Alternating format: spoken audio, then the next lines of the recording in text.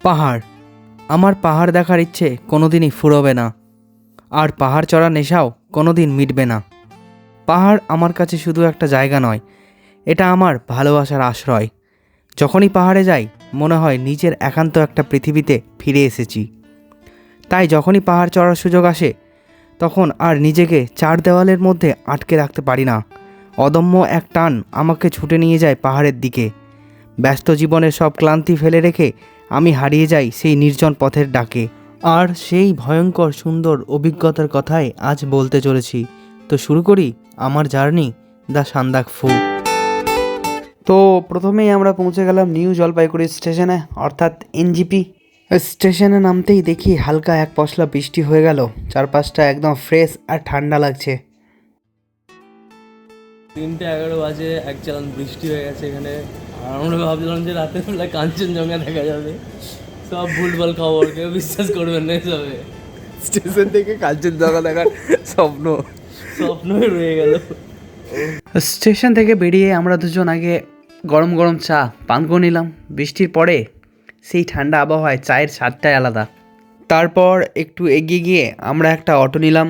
বেশ কিছুক্ষণ দরাদরি করার পর শেষমেশ ভাড়া ঠিক হলো 160 টাকা। যদিও 160 টাকা অনেক বেশি, কারণ এটা সকালবেলা ভোরের দিকে, তাই এই টাকাটা দিতেই হবে। এখন আমরা অটো করে যাচ্ছি দার্জিলিং মোড়ের দিকে। সেখান থেকে আমাদের আগে থেকে বুক করা শেয়ার কার্ড আছে। এখন আমরা এসে পৌঁছে গেছি দার্জিলিং মোড়ে। এখান থেকে রওনা দেব শ্রীখলার উদ্দেশ্যে। মোড়েই আছে সরকার গ্যারেজ। আমরা সোজা সেখানে গিয়ে প্রথমে ব্যাগগুলো গাড়িতে তুলে দিলাম, যাতে পরে আর কোনো ঝামেলা না থাকে। সব কিছু সেট হয়ে গেলে এবার আমরা গাড়িতে উঠে বসবো। তারপর সোজা রওনা দেবো একদম শ্রীখলার উদ্দেশ্যে। গাড়ির জানালা দিয়ে বাইরে তাকাতেই চোখে পড়ছে একের পর এক সবুজ চা বাগান। দেখতে দেখতে যেন মনটাই ভরে যাচ্ছে। ধীরে ধীরে আমরা পাহাড়ের দিকে উঠতে শুরু করলাম, আর রাস্তা বাঁক নিচ্ছে, আর প্রতিটা বাঁকের সঙ্গে সঙ্গে বদলে যাচ্ছে চারপাশের দৃশ্য। যত উপরে উঠছি ততই যেন চারপাশটা আরও নীরব, আরও শান্ত হয়ে উঠছে। শহরের কোলাহল থেকে দূরে এই নির্জনতা আর প্রকৃতির মাঝে একটা আলাদা অনুভূতি কাজ করছে, যেটা ভাষায় ঠিক বোঝানো যায় না, শুধু অনুভব করা যায়। টানা 3 ঘন্টা রাস্তা পেরিয়ে আমরা এখন পৌঁছালাম এক সুন্দর গুছানো ছোট্ট গ্রামে, ধোত্রেতে। তো এইখানে আমরা থেমেছি ব্রেকফাস্ট সারার জন্যে। তো ব্রেকফাস্ট সেরে আমরা আবার বেরিয়ে পড়ব। ধোত্রেকে টাটা বলে চলতে শুরু করলাম আবার পাহাড়ি রাস্তায়। ধীরে ধীরে রাস্তা বদলাতে শুরু করলো। চারপাশে সবুজে মোড়া পাহাড়, গভীর বন, আর মাঝে মাঝে নিচে দেখা যাচ্ছে নদীর সরু ধারা। প্রতিটা দৃশ্য যেন চোখে ধরে রাখার মতো। গাড়ি এগোচ্ছে আর আমরা যেন এক নতুন জগতে ঢুকে পড়ছি। প্রায় 6 ঘন্টা দীর্ঘ যাত্রার পর অবশেষে আমরা এসে পৌঁছলাম শ্রীখলা ব্রিজে। আর সত্যি বলতে এখানে এসে সব ক্লান্তি এক মুহূর্তে মিলিয়ে গেল। দুই পাশের উঁচু পাহাড়ের মধ্যে দিয়ে বয়ে চলেছে স্বচ্ছ নদী। শ্রীখলা ব্রিজের এই অপূর্ব সৌন্দর্য উপভোগ করার পর এখান থেকেই আমাদের ট্রেক শুরু। আমাদের হোমস্টে পাহাড়ে বেশ কিছুটা উপরে, প্রায় 2 কিলোমিটার পথ। দূরত্বে খুব বেশি না হলেও রাস্তা কিন্তু বেশ চড়াই। গাড়ি থেকে নেমেই হোমস্টের মালিক কাম গাইডের সাথে কথা হয়ে গেছে। বলেছে রাস্তায় দেখা হবে, আমাদের জন্য দাঁড়িয়ে আছে।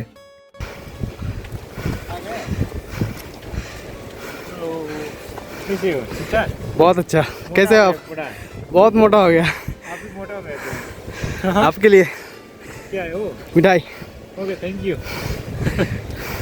তাসি ভাইয়ের সঙ্গে অবশেষে দেখা হলো। কিছুক্ষণ পরিচয়ের পর আমরা আবার রওনা দিলাম পাহাড়ের বুক বেয়ে আমাদের হোমস্টের দিকে।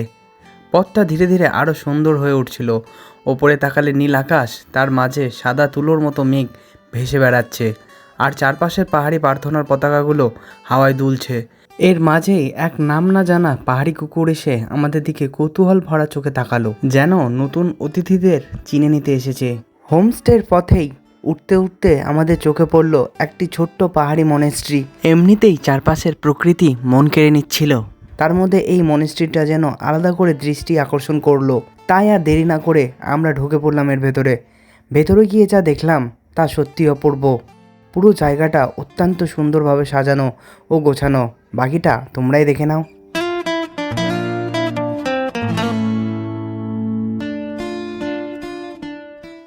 পাহাড়ের বুক জুড়ে ফুটে থাকা নানা রঙের ফুল, আর তার মাঝখান দিয়ে আমরা আস্তে আস্তে উঠতে লাগলাম। আর কিছুক্ষণ এগোনোর পর নিচে তাকিয়ে দেখা গেল আমাদের গন্তব্য শ্রীখোলা পানকর্মা হোমস্টে, যেন পাহাড়ে কোলে লুকিয়ে থাকা এক ছোট্ট স্বপ্নের আশ্রয়। হোমস্টেটি চারিদিক দিয়ে ফুলে ঘেরা ছিল, জাস্ট ওয়াও। তো এখন আমরা হোমস্টেতে ঢুকে পড়েছি আর তাসি ভাই আমাদের রুম দেখাচ্ছে। हम पहुंच गए। Welcome to Srikhola Pankarma home stay. आप लोग के लिए वेलकम है इधर। বাইরে প্রচণ্ড ঠান্ডা করছে, মানে পুরো ক্লাউডি হয়ে গেছে ওয়েদার এবং প্রচণ্ড ঠান্ডা বাইরে। তারপর তো ঘরের মধ্যে লক করে বসে আছি, একটুখানি বিশ্রাম নিচ্ছি, কারণ 7 ঘন্টা জার্নি করে এসেছি আজকে। তো কাল সকালে 1 ঘন্টা ট্রেক করে এসেছি, আবার 1 ঘন্টা ট্রেক করেছি হোমস্টে অব্দি আসা অব্দি। তো প্রচণ্ড ক্লান্ত, আপাতত একটু রেস্ট নিচ্ছি, আর কিছু না। খাওয়া দাওয়া করি এবার। হ্যাঁ চলো। সুপ্রভাত শ্রীখোলা। ঘুম ভাঙতেই প্রথম কাজ ছিল জানালাটা খুলে দেওয়া, আর তারপর যা দেখলাম তা ভাষায় প্রকাশ করা সত্যিই কঠিন। সামনে যেন এক জীবন্ত ছবির মতো সাজানো প্রকৃতি, নরম সকালের আলো পাহাড়ের গায়ে এসে পড়েছে, চারপাশে সবুজ সমারোহ আর দূরে কুয়াশার চাদরে মোড়া নীরবতা। ব্রেকফাস্ট করে নিয়ে প্রয়োজনীয় ফর্মালিটিগুলি সেরে নিলাম ধীরে সুস্থে। ব্যাগ গুছিয়ে জুতো শক্ত করে বেঁধে ট্রেকের জন্য আমরা প্রস্তুত। रेनकोट लिया, হ্যাঁ पावर बैंक लिया, হ্যাঁ साजा হ্যাঁ पूरा लिया ना, और टोपी वगैरह। और तो आपने जो पहना था ना ऐसा वाला सुबह, वो लिया। ও হ্যাঁ तो आपने लिया ना जैकेट अच्छा वाला, ট্রেক স্টার্ট। मिल जाएगा आपको। তো এখন বাজে সকাল 8টা। আমরা বেরিয়ে পড়েছি সান্দাকফুর উদ্দেশ্যে। সান্দাকফু থেকে আরও 1 কিলোমিটার আগে গিয়ে আল, যেটা নেপালে অবস্থিত, সেইখানে আমাদের আজকের গন্তব্য। পাহাড়ি ছোট ছোট বাড়িগুলোর মাঝ দিয়ে চলে যাওয়া এই পথ যেন একেবারে অন্যরকম অনুভূতি দেয়। চারপাশে খুব বেশি ভিড় নেই, মাঝে মাঝে 2-1টা বাড়ি, কোথাও হয়তো কারো হালকা উপস্থিতি, কিন্তু পুরো পরিবেশটাই শান্ত, নির্জন আর প্রশান্তিতে ভরা। তো রোডোডেন্ড্রনের এটা একটা কালার, পিঙ্ক কালার, লাল এতক্ষণ শুধু দেখছি, একটা रेड। রেড প্রচুর আছে এখানে। গতকাল অনেকটা চড়াই পেরোনোর পর আজকের পথটা যেন একটু স্বস্তির। নিচে নামার জন্য এখনও হাঁটাটা বেশ সহজ মনে হচ্ছে, পা যেন নিজে থেকেই এগিয়ে চলেছে। তবে এই আরাম বেশিক্ষণ থাকবে না, বোঝাই যাচ্ছে কিছুটা পথ যাওয়ার পর আবার চড়াই শুরু হবে, আর তখনই আসল পরীক্ষা। পাহাড়ি রাস্তায় ধীরে ধীরে এগিয়ে চলেছি আমরা, আর দুই পাশে ছড়িয়ে আছে রঙিন রোডোডেন্ড্রনের বাগান। লাল গোলাপি ফুলে ভরে উঠেছে চারিদিক, প্রকৃতি যেন নিজের হাতে সাজিয়ে তুলেছে এই পথটা। কোথাও গাছ ভরা ফুল, কোথাও আবার ঝরে পড়া পাপড়ি রাস্তা জুড়ে বিছিয়ে আছে। মনে হচ্ছে যেন নরম ফুলের কার্পেটের উপর দিয়েই হেঁটে যাচ্ছি। হালকা ঠান্ডা হাওয়া, পাখির ডাক আর এই অপূর্ব দৃশ্য মিলিয়ে পুরো পরিবেশটা হয়ে উঠেছে একেবারে স্বপ্নের মতো। সত্যিই জীবনের সবথেকে সুন্দর মুহূর্তগুলো হয়তো এমনই, অপ্রত্যাশিত, নিঃশব্দ আর হৃদয় ভরে দেওয়ার মতো।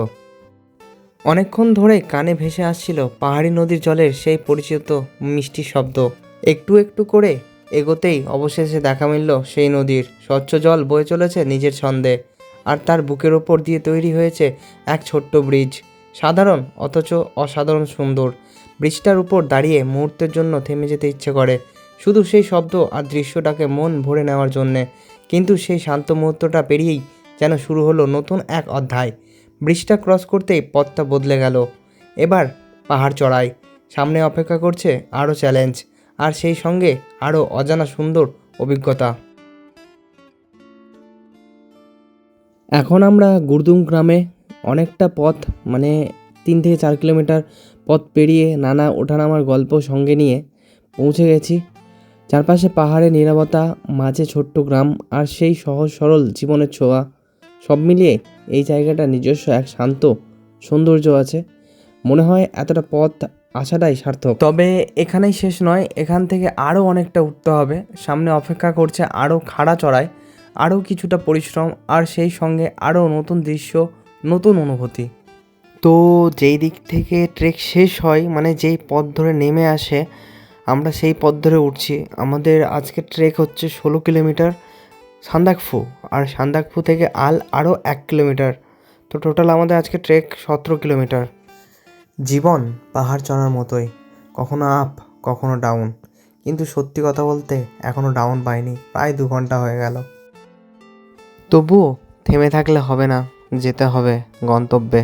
हेलो, अभी हम लोग पहुंच गया गुरदुम टॉप और हम लोग अभी जा रहे हैं संदकपुर। आज का डेस्टिनेशन संदकपुर आल नेपाल साइड में रुकेंगे और होम स्टे का नाम है वो पिंकी होम स्टे। और उधर से हम लोग ट्राई करेंगे 2-3 बसने का ट्राई। अभी हम लोग का लंच पॉइंट है धुपीटार, इधर से मैक्सिमम 6-7 किलोमीटर है। ठीक है, फिर देर में मिलेंगे। इधर कहाँ से ये कौन सा शुरू हो रहा है? ये अभी ओक ट्रायल स्टार्ट हो गए। ये जितने भी बड़ा बड़ा पेड़ दिख रहे हैं वो ओक के पेड़ है। उसके बाद फिर बेम्बो ट्रायल स्टार्ट होगा, उसके बाद लास्ट में रोडोडेंड्रन, उसके बाद पूरा वैली। और ये सिंगलीला नेशनल फॉरेस्ट। ये पूरा अभी स्टार्ट हो गया, हम लोग सिंगालीला नेशनल पार्क स्टार्ट हो गया। पूरा सिंगालीला नेशनल, जितने भी जंगल देख रहे हैं ये पूरा Singalila national park. 5 minute rest করার পর আবার আমরা চলতে শুরু করলাম। এমনই তো একটা জীবন চেয়েছিলাম। যাই হোক, এখন সিঙ্গলীলা ন্যাশনাল ফরেস্টের মধ্যে দিয়ে হেঁটে যাচ্ছি। সামান্য একটু ডাউন পেলাম, আবার আপ। মানে কি বলবো, সত্যি এটা সত্যি খুবই চড়াই, খুব। তো প্রায় 5 ঘন্টা পরে অপর কোনো ট্রেকার্সদের সাথে দেখা হলো, যারা সান্দাকফু থেকে নামছে আর আমরা এখন যাচ্ছি। তো অনেকক্ষণ আগেই ওক বন পার করে গেছি, এখন শুধু বাঁশবনের মধ্যে দিয়ে হাঁটছি। এখন বাজে প্রায় দুপুর 2টো। এইখানে লাঞ্চ করব। জায়গাটার নাম হচ্ছে ধুপিটার। আর এটাই এমন একটা জায়গা যেটা শ্রীখলা আর পরে গুরদুম, আর গুরদুম থেকে সান্দাকফুর মিডলে এই জায়গাটা পড়ে। তাছাড়া কোনো দোকান বা খাবারের কিচ্ছু নেই।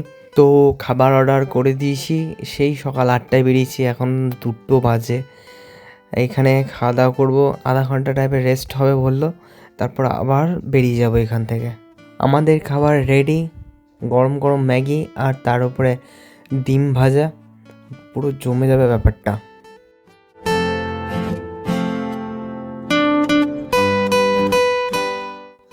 লাঞ্চ সেরে ধুপিটারকে আবার দেখা হবে বলে বেরিয়ে পড়লাম আমরা আমাদের গন্তব্য সান্দাকফুর উদ্দেশ্যে।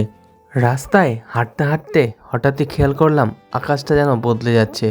একটু আগেও যেখানে নীলের ছোঁয়া ছিল সেখানে ধীরে ধীরে মেঘ জমতে শুরু করেছে। সেই মেঘগুলো ক্রমে ঘন হয়ে উঠেছে, কালো রঙে ঢেকে দিচ্ছে পুরো আকাশটা, সাথে মন খারাপের পারদ চড়ছে। পা আর চলতে চায় না, কিন্তু মন কিছুতেই মানতে নারাজ। শরীর যেন বারবার থেমে যেতে বলছে, কিন্তু ভেতরের সেই জেদ, সেই স্বপ্ন, ওগুলো আমাকে এগিয়ে নিয়ে চলেছে। প্রতিটা ধাপ যেন একটা যুদ্ধ। হাঁটু কাঁপছে, পেশিতে টান পড়েছে, নিঃশ্বাস ভারী হয়ে উঠেছে, তবুও থামার প্রশ্ন ওঠে না। সেই স্বপ্ন পূরণের দোরগোড়ায় অবশেষে 16 কিলোমিটার ট্রেক শেষ করে সন্ধ্যার মুখে সান্দাকফুতে এসে পৌঁছালাম। শরীর ক্লান্তিতে ভেঙে পড়েছে, পা যেন আর এক ধাপ এগোতে চায় না, তবুও মনের ভেতর একটা অদ্ভুত শান্তি কাজ করছে। যেন এই দীর্ঘ পথ চলার প্রতিটা কষ্ট, প্রতিটা ঘাম, সব কিছুর একটা মূল্য আজ পেয়ে গেলাম। কিন্তু সেই শান্তির মাঝেই কোথা থেকে যেন একটা মন খারাপ ঢুকে পড়েছে। চারিদিক তাকিয়ে দেখি সব কিছু ধীরে ধীরে মেঘে ঢেকে যাচ্ছে। পাহাড়, পথ, দূরের দৃশ্য সব যেন সাদা আর ধূসর আবরণে হারিয়ে যাচ্ছে। যে দৃশ্যগুলো দেখার জন্য এতটা পথ পেরিয়ে এলাম, সেগুলো চোখের সামনে থেকেও যেন অদৃশ্য হয়ে গেল। সান্দাকফু পার করে আমরা রওনা দিলাম নেপালের দিকে, আলের উদ্দেশ্যে। এরই মধ্যে বৃষ্টি শুরু হয়েছে, ছোট ছোট ফোঁটা পড়ছে, ঠান্ডা হাওয়ার সাথে মিশে শরীরটাকে আরও কাঁপিয়ে দিচ্ছে। মনে হচ্ছে আর একটু পরেই হয়তো এই বৃষ্টি রূপ নেবে তুষারপাতে, সাদা বরফ পড়তে শুরু করবে চারিদিকে। একদিকে এই প্রকৃতির রুক্ষরূপ, অন্যদিকে আমার ভেতরের অনুভূতির ঢেউ, দুটো যেন একসাথে মিশে যাচ্ছে। শান্তি আর বিষণ্ণতা, তৃপ্তি আর অপূর্ণতা সব মিলিয়ে এক অদ্ভুত অনুভূতি তৈরি করেছে। বরফ পড়তে শুরু করেছে, সামনে আর কিচ্ছু দেখা যাচ্ছে না। এই সময় একটা বাংলা প্রবাদ বাক্য মনে এলো, নেই মামার থেকে কানা মামা অনেক ভালো। আমরা এখন আছি আল পিঙ্কি হোমস্টেতে। বাইরে প্রচণ্ড বৃষ্টিপাত শুরু হয়ে গেছে আর ওয়েদার খুব বাজে এখন। আলে আসার একটাই কারণ ছিল এখানে বসে বসে সানসেট দেখব, কিন্তু এখন রুমে বসে বৃষ্টি দেখা ছাড়া আর কোনো উপায় নেই। আচ্ছা সিঁড়ি এখান থেকে উঠে এলাম, আর এটা হচ্ছে রুম। বড় ভাই অলরেডি দাঁড়িয়ে আছে, এই সাইডটা বড় ভাই নিয়েছে, আমি কোনো সাইড এখনো নেইনি, আমি এই সাইডটা নিয়েছি। আমি ওই এর সাথেই ঘুমাবো কেন, আর রাতে আমরা এটা হচ্ছে বাথরুম। তোমরা আমরা আছি এখন নেপালের আলে, ঠিক আছে। নেপালের পতাকা দেখতেই পাচ্ছ, সাথে আমাদের জাতীয় পতাকা। তো এখান থেকে লাঞ্চ প্রোভাইড করা হয়েছে, নুডলস। বড় ভাই তো সাটিয়ে দিল মনে হয়। এখনো সাটাইনি, কারণ এদেরটা মানে আমরা ম্যাগি খাই, বাট এটা নুডলস, আর এর সাথে কোনো মিক্স ভেজ বা কিছুই নেই, প্লেন পুরো, শুধু একটু কাঁচা পেঁয়াজ দিয়েছে। তো আহামরি খেতে টেস্টের দিক থেকে ভালো নেই, কিন্তু যেহেতু খুব ঠান্ডা আর এটা গরম, তো খেতে ভালো লাগছে। তাছাড়া তো খাওয়ার কোনো ইচ্ছে ছিল না, তো এখন গরম চাই শরীরে, একটু ওর জন্য আমরা গরম খাচ্ছি। গুড মর্নিং আল। চোখ খুলেই প্রথমে যা অনুভব করলাম তা হলো এক অদ্ভুত শান্তি আর ভালো লাগা। বিছানার পাশেই তাকিয়ে দেখি বরফ জমে আছে, চারিদিকে যেন প্রকৃতি তার নিজস্ব হাতে বোনা সাদা চাদর মেলে দিয়েছে। फंस जाएगा आज तो अपना फंस गए हम लोग। डिपेंड ऑन लक, और ये लक हमको मिल गया भाई। ये आप लोग लकी है फल देखने को मिले। লেখা ছিল পিঙ্কি হোমস্টে, ঠিক আছে, রাত অবধি জল করছে, যেটা রাত অবধি খুব জল করছিল, যেহেতু লাইট ভেতরে ভরা ছিল, কিছু নাই। अभी हम 11,600 ফুট। তো গতকাল রাত থেকে কন্টিনিউ বরফ পড়েই যাচ্ছে। গতকাল রাত্রে পরিচয় হয়েছিল সুদান ভাইয়ের সাথে, তো সকাল সকাল সুদান ভাইয়ের সাথে কিছু তাপ বিনিময় করে নিলাম। चारों तरफ कोहरा ही कोहरा। मैं पागल इधर में आया भाई। ओ भाई देखो भाई, व्यू देखो, बर्फ देखो, ये लो भाई। গতকালটা শেষ হয়েছিল একটু মন খারাপ নিয়েই। অনেক আশা নিয়ে যা দেখতে গিয়েছিলাম তা আর দেখা হলো না, সেই অপূর্ণতা নিয়েই ঘুমিয়ে পড়েছিলাম। কিন্তু আজকের সকাল যেন একেবারে অন্যরকম। সামনে এই ল্যান্ড রোভারটি অনেকক্ষণ ধরে চেষ্টা করলো স্টার্ট দেওয়ার জন্য, কিন্তু স্টার্ট দিতে পারেনি, আর প্লাস চাকাতেও ওই ঝিঁঝির বেঁধে দিয়েছে। হালকা শীতের ছোঁয়ায় সকালটা আরও মধুর হয়ে উঠেছিল। ঠান্ডা বাতাস গায়ে লাগছে, কিন্তু তাতে কোনো অস্বস্তি নেই, বরং একরকম প্রশান্তি আছে। মনে হচ্ছে প্রকৃতি নিজেই যেন সান্ত্বনা দিতে এসেছে, গতকালে না পাওয়ার দুঃখটাকে ধীরে ধীরে মুছে দিচ্ছে, যেটা দেখতে এসে পাইনি, আর তার বদলে আজ যেন আরও বড় কিছু পেয়ে গেলাম। এই বিস্ময়কর বরফে মোড়া পৃথিবী, এই নির্জন সৌন্দর্য, এই অনাকাঙ্ক্ষিত আনন্দ। ভাই আমার এখন বরফ ট্রাই করছে। ও সাধারণ খেতে গায়ে ভাই। বিদায়ের সুর ইতিমধ্যে বেজে উঠেছে মনে। অদ্ভুত এক মন খারাপ ধীরে ধীরে জায়গা করে নিচ্ছে ভেতরে। এখন বাজে সকাল 8টা। আমরা ব্রেকফাস্ট সেরে আবার আল থেকে রওনা দিলাম শ্রীখোলার উদ্দেশ্যে। আজকেও আমাদের সেম ট্রেক, 17 কিলোমিটার পথ।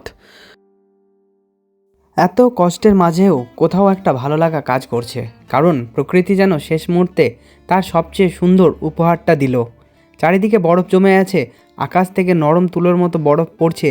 এই দৃশ্যের মধ্যে দাঁড়িয়ে মনে হচ্ছে সময়টা যদি একটু থেমে যেত, কিন্তু থামে না। এই মুহূর্তটাকে ঠিক ভাষায় বোঝানো যায় না। একদিকে বিদায়ের কষ্ট, অন্যদিকে প্রকৃতির অদ্ভুত সৌন্দর্যের আনন্দ, দুটো মিলেমিশে তৈরি করেছে এক অনন্য অনুভূতি। হয়তো এই অনুভূতিরই নাম হলো ট্রেক বা ভ্রমণ, যেখানে প্রতিটি শেষের মধ্যেই লুকিয়ে থাকে নতুন শুরুর প্রতিশ্রুতি। প্রতিটা পদক্ষেপে কচকচ শব্দ হচ্ছিল, বরফের উপর হাঁটার সেই আলাদা অনুভূতি। চারপাশ এত নিস্তব্ধ যে নিজের শ্বাসেরও শব্দ শোনা যাচ্ছিল। গতকালও এই পথটা ছিল একেবারে অন্যরকম। কাদামাখা ছোট ছোট জল জমে থাকা গর্ত, হাঁটতে গেলেই জুতো নোংরা হয়ে যাচ্ছিল। আকাশটাও যেন মন খারাপ করে দিচ্ছিল। যে রাস্তায় কাল কাদা ছিল, আজ সেটা একেবারে সাদা বরফে ঢাকা। গাছের ডালগুলোতে নরম বরফ জমে আছে, চারপাশে যেন হালকা ধোঁয়াটে সাদা এক স্বপ্নের পর্দা। সবুজ রঙটা যেন কোথাও লুকিয়ে পড়েছে, শুধু সাদা আর সাদা।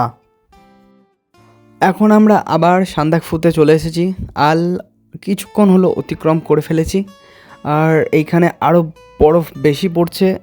তো ছোটোবেলায় বইতে পড়েছিলাম যে পশ্চিমবঙ্গের সবচেয়ে উচ্চতম স্থান সান্দাকফু।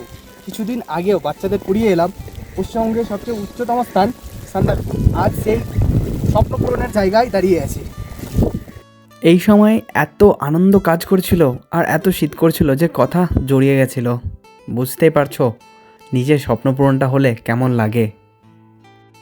তো এই ঠান্ডা ভাবটা কাটানোর জন্য আমরা ঢুকে পড়লাম একটা রেস্টুরেন্টে গরম গরম চা খাবার জন্যে। আর হাত তো পুরো কী বলবো ফুলে গেছে ঠান্ডায়। ব্যাকপ্যাক রেডি করে আমরা আবার রেস্টুরেন্ট থেকে বেরিয়ে এলাম নিচে নামবো বলে। এইখানে আমরা ওয়েট করছিলাম আর একটা টিম যেন আসে, তার সাথে দেখতে লাগলাম চারপাশের পরিবেশ। সত্যি এবার খুব খারাপ লাগতে লাগলো, কারণ আবার বাড়ি, আবার সেই আগের মতো কাজ, আগের মতো জীবন, আবার মিস করব এই সব। যাই হোক, টাটা সান্দাকফু, আবার দেখা হবে যদি ভাগ্যে থাকে। তবু সময় কারোর জন্য থেমে থাকে না। আমরা ধীরে ধীরে নামতে শুরু করলাম, সাথে অন্য ট্রেকাররাও। কেউ নতুন গল্প নিয়ে, কেউ ক্লান্ত পা নিয়ে, কেউ বা শুধু পাহাড়ের প্রেমে আবার ফিরে আসার প্রতিশ্রুতি নিয়ে। পথটা এতটাই খারাপ ছিল যে প্রতিটা পা ফেলার আগে ভাবতে হচ্ছিল। তার উপর বরফে ঢেকে থাকায় জুতোর গ্রিপও বারবার হারিয়ে যাচ্ছিল, তাই খুব সতর্কভাবে ধীরে ধীরে নামতে হচ্ছিল। কিছুক্ষণ চলার পরেই দেখা মিলল ইয়াকের, অর্থাৎ চর্মি গায়ের, আর তার সাথে সমানে একই রকম বরফ পড়েই যাচ্ছে। আর সত্যি কথা বলতে মনে হচ্ছিল যেন স্বর্গের মধ্যে দিয়ে আমরা যাত্রা শুরু করেছি। পঞ্চটঞ্চ পড়লাম, বৃষ্টি হচ্ছে, তখন বরফ হচ্ছিল, সবাই পঞ্চ পড়ছে। এবার এটা মনে হয় হামদাবাদের পর ফার্স্ট খোলা। এতক্ষণ ধরে বরফের রাস্তা ধরে আমরা হেঁটে হেঁটে আসছিলাম, খুব ভালো লাগছে। এবার কপালে জুটলো আরেক ঝামেলা, সাথে বৃষ্টিপাত। এবার গ্রিপ একদমই করছে না, কারণ বরফের সাথে সাথে বৃষ্টি হচ্ছে, ফলে বরফ গলে যাচ্ছে। আর রাস্তার অবস্থা বুঝতেই পারছো কি হচ্ছে। লাগছে আমি আর কোনোদিন আসবো না। প্রথমত পুরো জুতো ফুতো ভিজে গেছে সবার, আর এটা পুরো বরফ হলে হয়তো হতো না, বাট এটা পুরো বাজে অবস্থা। এখানে অনেক মাটি ভাই, মানে এইসব রাস্তার ভেতর দিয়ে যেতে হচ্ছে।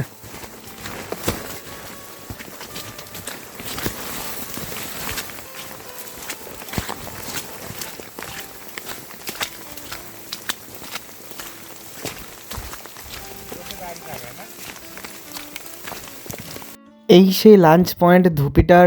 কালকে যা দেখেছিলাম আর আজকে আকাশ জমিন পার্থক্য। ফাইনালি আমাদের ট্রেক শেষ হলো, এখন বাজে 4টে, যাচ্ছে তাই অবস্থা আমাদের। তো এখন যাব সোজা রুমে, ড্রেস চেঞ্জ করে আগে রেস্ট। পুরো ভিজে গেছি আমরা। আচ্ছা, ফেরার পথে কেমন লাগলো, অভিজ্ঞতাটা কেমন? হ্যাঁ, একদিক থেকে খুব ভালো, আবার একদিক থেকে অনেক ডেঞ্জারাস। কারণ কি আমরা শুনলাম আসার সময় একজনের হাত ভেঙে গেছে, একটা মেয়ে। কারণ যেভাবে বিচ্ছির রাস্তা ছিল, তো অনেকই ডেঞ্জারাস ছিল। ওভারঅল এটা একটা নতুন অ্যাডভেঞ্চার, তো ঠিক ছিল সব কিছু। তো উই ডান ইট। 2 দিনে আমরা সম্পূর্ণ ট্রেক কমপ্লিট করে ফেলেছি। 17 কিলোমিটার আপ, আবার 17 কিলোমিটার ডাউন, জাস্ট ওয়াও। তো আমাদের ট্রেকের গল্প এখানেই শেষ। চলো টাটা, দেখা হবে অন্য কোনো ব্লগে, অন্য কোনো গন্তব্যে। টাটা।